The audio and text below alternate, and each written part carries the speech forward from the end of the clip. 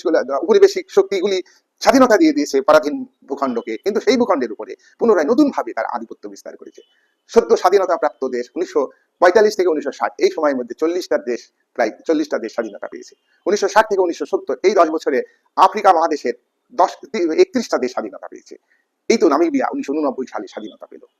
1991 সালে Soviet union ভেঙে গিয়ে আরো 15টা রাষ্ট্র তৈরি হয়েছে। ইউক্রেন তৈরি হয়েছে, লিবিয়া তৈরি হয়েছে, বিভিন্ন রাষ্ট্র তৈরি হয়েছে, তৈরি হয়েছে। লাতভিয়া, এস্তোনিয়া, লিবিয়া নয়, ভুল বললাম, এস্তোনিয়া, লাতভিয়া এই সমস্ত রাষ্ট্র তৈরি হয়েছে। তাহলে এই সমস্ত রাষ্ট্র কিন্তু অর্থনৈতিক দিক থেকে দুর্বল, তারা রাজনৈতিক দিক থেকে স্বাধীনতা পেয়েছে, সার্বভৌমত্ব পেয়েছে, কিন্তু অর্থনৈতিক সার্বভৌমত্ব, অর্থনীতির ক্ষেত্রে যে চূড়ান্ত স্বাধীনভাবে অর্থনৈতিক পরিকল্পনা, পররাষ্ট্র নীতি নির্ধারণ, জাতীয় স্বার্থকে গুরুত্ব দেওয়া তার ইচ্ছা মতো, সেটা কিন্তু পাচ্ছে না। তার কারণ বিশ্বে যে আন্তর্জাতিক সংগঠন ইউনোকে শক্তিশালী রাষ্ট্রগুলি ব্যবহার করছে, বিশ্বের আঞ্চলিক সংগঠনগুলির মধ্যে আবার যারা শক্তিশালী তারা সেই রাষ্ট্রটা আধিপত্য বিস্তার করছে। মার্কিন যুক্তরাষ্ট্র তা বেশি চাঁদা দেয় বলে ইউনোকে নিজের স্বার্থে ব্যবহার করেছে। 1950 সালে কোরিয়ার মাটিতে, উত্তর কোরিয়ার মাটিতে মার্কিন যুক্তরাষ্ট্র জাতিপুঞ্জের নামে তার সেনাবাহিনী দিয়ে 90% সেনা তার ছিল, সেখানে উত্তর কোরিয়ার কমিউনিস্ট পার্টির সঙ্গে যুদ্ধ করেছে। চীনের সহযোগিতায় উত্তর কোরিয়া স্বাধীনতা পেয়েছে। ভিয়েতনাম যুদ্ধে মার্কিন যুক্তরাষ্ট্র ভিয়েতনাম যুদ্ধে আন্তর্জাতিক শান্তি নিরাপত্তা বিঘ্নিত করেছে, 20 বছর ধরে নির্মমভাবে ভিয়েতনামের জনগণের উপরে অত্যাচার করেছে। তাহলে এইরকম একটা জায়গায় দাঁড়িয়ে এই পরিস্থিতিতে আরব লীগ কিন্তু খুব প্রাসঙ্গিক। আরবের দেশগুলি স্বার্থ, আরবের দেশগুলি জাতীয় স্বার্থ, সার্বভৌমত্ব, অর্থনৈতিক স্বাধীনতা এগুলিকে গুরুত্ব দেওয়ার জন্য আরব লীগ গঠিত হয়েছে।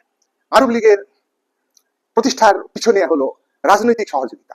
আরবের একাধিক রাষ্ট্র, এই রাষ্ট্রগুলির রাজনৈতিক সার্বভৌমত্ব, ইন্ডিপেন্ডেন্স, স্বাধীনতা যাতে থাকে, স্বাধীনভাবে পররাষ্ট্রনীতি নির্ধারণ করতে পারে, স্বাধীনভাবে তেল কূটনীতিকে ব্যবহার করতে পারে তাদের জাতীয় স্বার্থে, সেক্ষেত্রে কিন্তু রাজনৈতিক বিষয় আছে একটা ইউনিটি, গোটা আরবের দেশগুলির ইউনিটি তৈরি করা, একে অপরকে সহযোগিতা করা।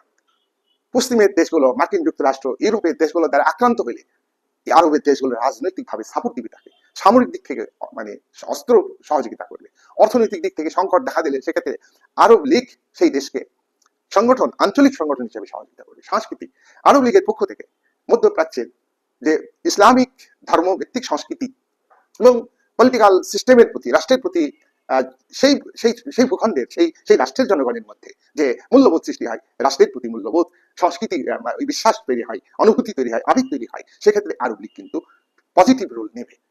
বিরোধী কোনো সংস্কৃতি, পলিটিক্যাল কালচার গড়ে তুলতে সাহায্য করবে না। সামাজিক, social culture, political culture, economical culture সব ক্ষেত্রে আরব লীগ আরবের দেশগুলিকে সহযোগিতা করবে। এই জন্য কিন্তু আরব লীগ প্রত্যেকটা রাষ্ট্রের স্বাধীনতাকে রক্ষা করবে, প্রত্যেকটা রাষ্ট্র